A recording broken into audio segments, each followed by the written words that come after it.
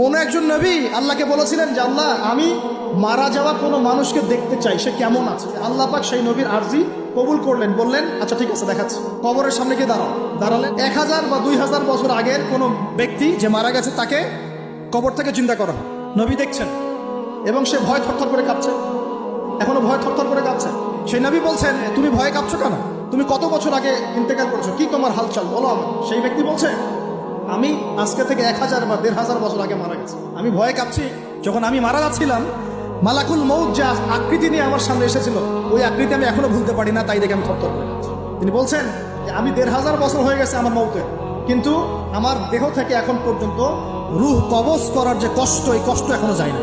আর এই সব দুর্নীতি করে আর অন্যায় করে মানুষের সম্পদ আত্মসাৎ করে অন্যের উপর অত্যাচার করে আমরা ভাবছি যে আমরা কালকে আমাদের মাঠে পার পেয়ে যাবো। খালি কবরে যাও তারপর বুঝবো। আল্লাহ রাব্বুল আলামিন আমাদের সবাইকে হৃদয়ের চোখটা খোলার তৌফিক দান করুন।